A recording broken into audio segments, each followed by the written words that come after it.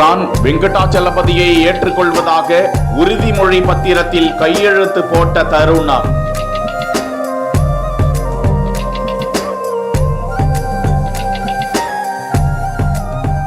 Orthodox கிறிஸ்டியனான Pawan Kalyan மனைவி திருப்பதி பத்மாவதி தாயாருக்கு தலைமுடியை காணிக்கை செலுத்திய நிகழ்ச்சி.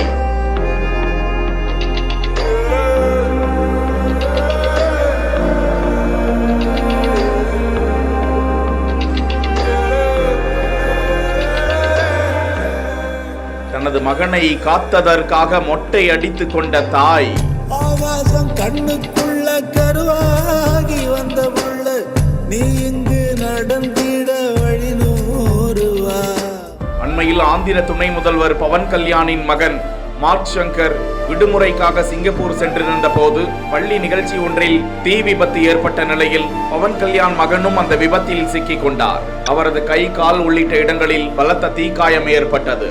விபத்து குறித்து கேள்விப்பட்டதும் பதறி போன தாய் தந்தையர் மகனை காப்பாற்றி கொடுத்தால் திருப்பதி பத்மாவதி தாயாருக்கு தனது தலைமுடியை காணிக்கை செலுத்திக் கொள்வதாக பவன் கல்யாண் மனைவி அன்னா கோனிடேலா வேண்டிக் கொண்டிருந்தார். ஏப்ரல் 8ஆம் தேதி ஏற்பட்ட தீ விபத்தில் காயமடைந்த மார்க் சங்கர் உயிர் தப்பி குணமடைந்தார். இதையடுத்து வேண்டியதை நிறைவேற்றுவதற்காக அன்னா கோனிடேலா பத்மாவதி தாயார் சன்னதிக்கு வந்து வேண்டியபடி கோவிலுக்கு சென்று மொட்டை அடித்துக் கொண்டார்.